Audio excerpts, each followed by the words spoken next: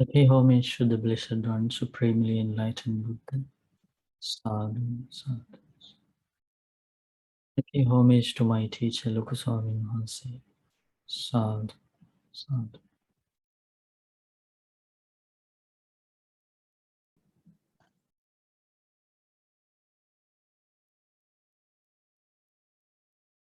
12.1, the verses of Arahant Sīlavattheragāthā. Let's see. Sīlava means, you hear the word Sīla, right? So let's see if there is connection with the Sīla, with the Bhante's name.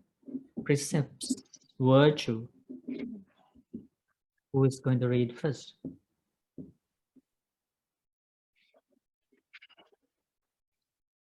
I can read Bhante. What the verses of Arahant Sīlava? One should diligently practice virtue in the Buddha's path. Here in this world, well-practiced virtue brings all success. A wise person should practice virtue, desiring 3 types of happiness: praise, the gaining of wealth, and rejoicing in heaven after death. By his restrained life, a virtue person acquires many friends, but the unvirtuous person is separated from his friends because of his evil actions. The unvirtuous person only gains a bad reputation and blame. The virtuous person always gains a reputation, fame, and praise. Virtue is the foundation and base for wholesome qualities. Virtue is like a mother for all good qualities. Virtue is the foremost of all good qualities. Therefore, one should make one's virtue pure. The mind is like the great ocean. Virtue is like its beach. Virtue, the dock of merit of all Buddhas, gives joy and restraint. Therefore, one should make one's virtue pure. Sadhu, sadhu. We rejoice in your reading. Beautiful verses about virtue, about precepts. And Bhante is encouraging others to keep precepts. And I hope everybody knows about virtue, right? Virtue means 5 precepts, 8 precepts, 10 precepts, or the precepts of the fully ordained monk. So if we think about the 5 precepts: abstaining from killing, abstaining from stealing, abstaining from sexual misconduct, abstaining from lying, abstaining from taking intoxicating drinks and drugs. So that is the basic 5 precepts recommended for lay people by the Buddha. And then you go about 8 precepts: imitating enlightened monks and nuns 4 times a month. That was the practice in the time of the Buddha. So that is with 8 precepts. And also, I read a sutta yesterday, and it is about 9 precepts, Namango Posata. So that is another beautiful thing you should know about that too. So 9 precepts. And again, we go to 10 precepts, right? And that is also virtue. 10 precepts basically are the precepts of the novice monk. Novice monks. The extra precepts are added to the 8 precepts. For example, instead of abstaining from sexual misconduct, when the novice monks follow the 10 precepts, they abstain from in celibacy, so they follow the celibate precept. And also they abstain from using money, accepting silver, accepting gold, and like that. So already you have abstaining from eating after 12 noon in the 8 precepts. Also abstain from music, singing, dancing, wearing garlands, using perfumes, and also abstain from using luxurious and comfortable seats and beds. So those are the additional precepts when you try to follow the 8 precepts, and then advanced precepts are added to the 10 precepts, and like that. And also the 227 precepts of a fully ordained monk. All these precepts are exclusively like practiced by the disciples of the Buddha as a path factor of the Noble Eightfold Path. So this Bhante is talking about those precepts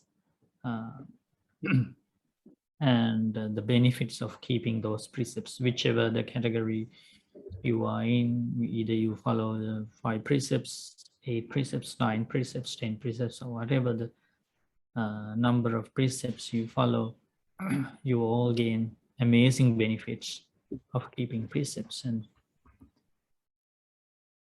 these arahants experience the benefits of those keeping precepts, because this, and if you read here, virtue is the foundation and base of wholesome qualities. Arahants are the ones who have developed the wholesome qualities to the maximum level, right? And they have achieved the culmination of all the wholesome qualities, and they know the foundation very well. The foundation is the sila, virtue.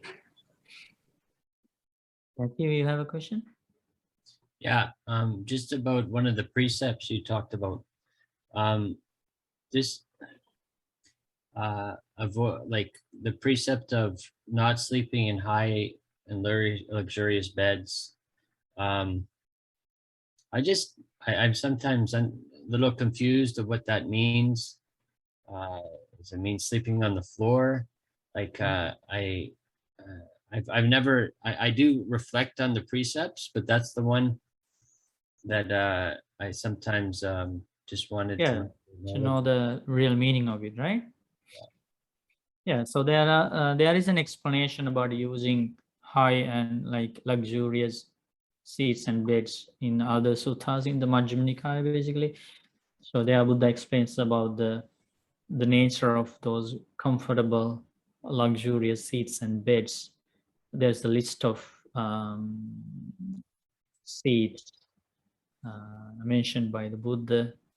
The noble disciples should avoid using on the day of the Uposatha day, the day they keep 8 precepts. They should avoid using those, and they are basically related to the luxurious lives of kings and queens who lived at that time, and some beds and seats made up of like skin of animals, and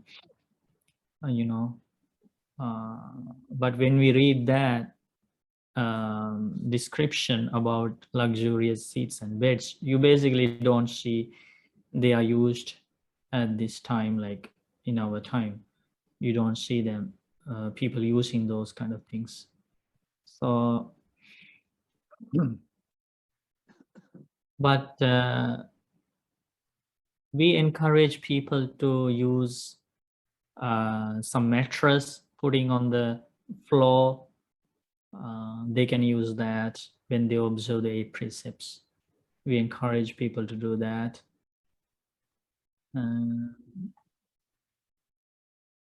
Yeah, we can learn more about that when we go to that sutta where Buddha describes about the meaning of it. Okay. Thank you, Bhante. Good. Yeah, it basically like because that day you are imitating the lives of enlightened ones like arahants, and when you go to see their precepts in Anguttara Nikaya, Book of the Eights, you will read about more about 8 precepts, and there the lay people is supposed to take that precept like this, and the lay people think, the lay person thinks the arahants for their entire life, the whole life, they sleep on a low bed or a mat laid on the floor. So for this day and night, I will do the same. I will imitate those lives of enlightened monks and nuns. So now you can see the purpose of observing 8 precepts is solely to imitate the renunciation, the simplicity, the detachment, and all those noble qualities that were present in the enlightened ones, right? Enlightened, liberated monks and nuns. So we don't normally, like, we don't think that enlightened monks lived, slept on these very comfortable, luxurious beds, or they sat on these very luxurious chairs or seats or whatever. It's very obvious that when we read about their lives, like always wearing, like, the only possessions they had was 3 robes and a ball, and they would mostly live in a cave in the forest. You know, you don't have those very luxurious seats and beds inside a cave in a forest, deep forest. You know, that's the simplicity we are going to imitate 4 times a month, or at least 1 time a month, right? So when you get that bigger picture of the purpose of observing 8 precepts, you understand the true picture of each precept. It's to follow the enlightened ones, the liberated monks and nuns, the detachment they practiced, simplicity, contentment, and all these qualities. I hope you understand. That makes more sense, Bhante. Thank you. Very good. Who is going to read next?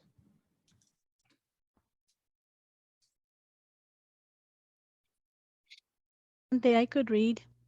Mm-hmm. Thank you for the opportunity. Virtue is an incomparable power. Virtue is the supreme weapon. Virtue is the best ornament. Virtue is a marvelous armor. Virtue is a very mighty bridge. Virtue is an unsurpassed perfume. Virtue is the best scent which spreads in all directions. Virtue is the supreme food for the journey. Virtue is the foremost source of wealth for a journey. Virtue is the best vehicle in which one can travel in all directions. An evil person gets blame in this world, and after death, he has to suffer having been born in hell.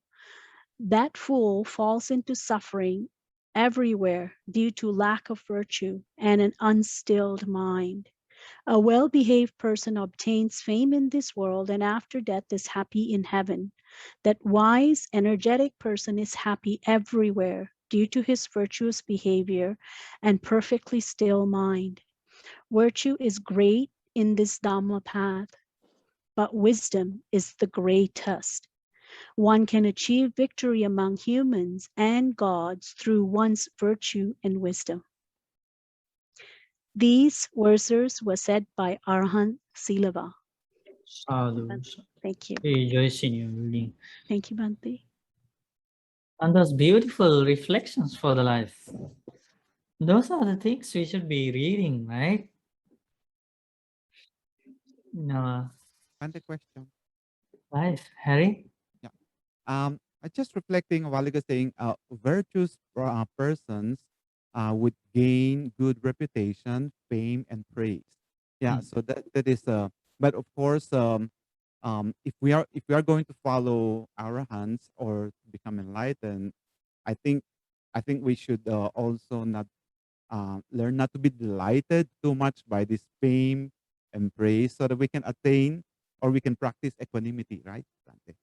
Yeah, so they are the fame, good reputation, heavenly rebirth, those are the results of keeping precepts, right? You cannot stop those results coming to you, but you don't need to get attached to those, right? And that's not the in your purpose. You have a noble goal. Why you, as noble disciples, you keep precepts because they are essential to follow the Noble Eightfold Path. They are the path factors, and that is the goal. And also your goal is to attain Nibbana, the end of suffering. Your goal is not to gain reputation, fame, or heavenly rebirth. That's not your goal. Your goal is to attain Nibbana. So what Bhante explains is that these results will come to you. It's a natural law. It's a cause and effect again, cause and effect thing, right?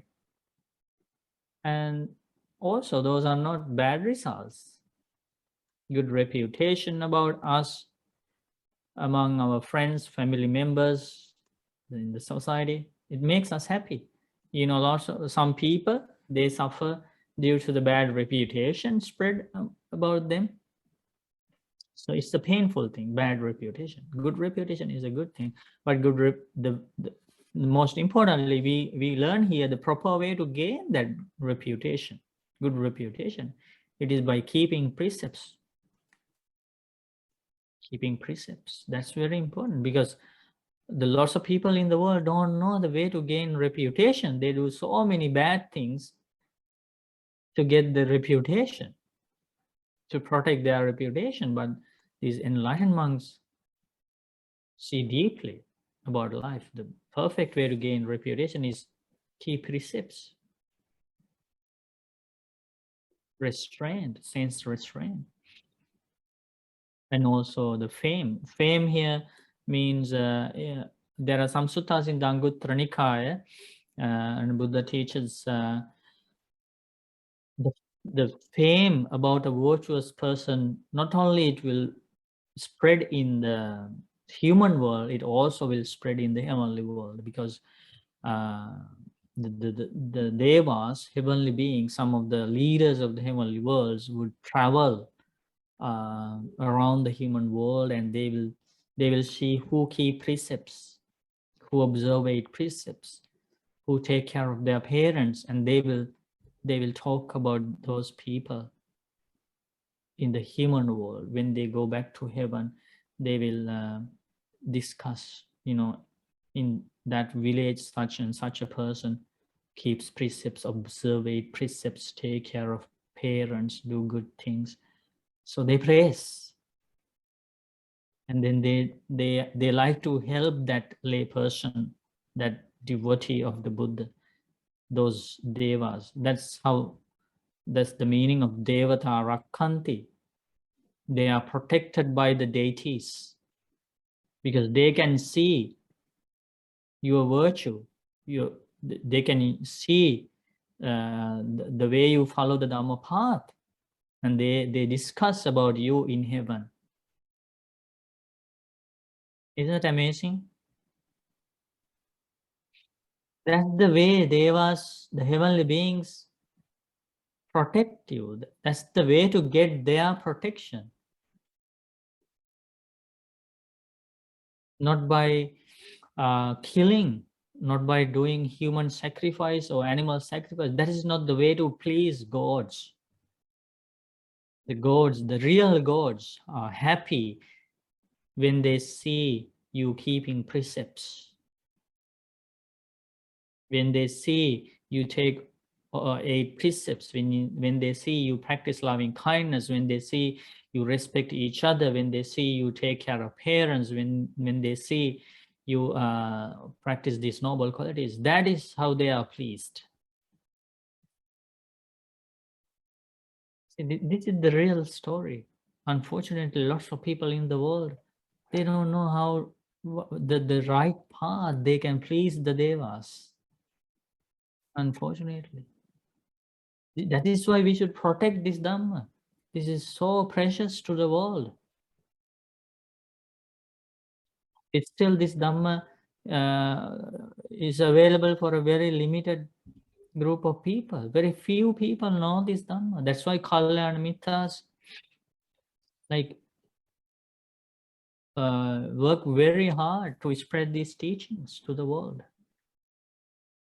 To teach people, this is the right way you can please the devas. This is the right way to get the protection of devas. This is the right way to end suffering. This is the right way to get protection after death. This is the way to be reborn in heaven. This is the way to be liberated. Only very few people get to hear this. So as lay people, you also have a big responsibility to share these beautiful teachings with the world. Because you should feel that every human being has a right to know the truth. When somebody is born as a human being, they are born with that right to know the truth. But how to know that truth if you don't spread the truth? The people, like, that's why when you see some people doing bad things, evil things, like, we should not get angry at them. We should be kind, we should be compassionate about them. And because if they got the opportunity to learn the Dhamma, they would change in the future. Because this Dhamma has that power to cleanse the impure hearts.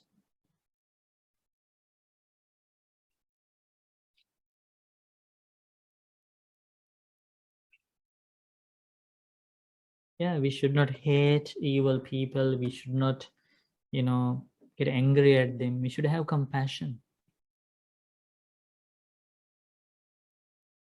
Should think, oh, I wish they knew this amazing Dhamma.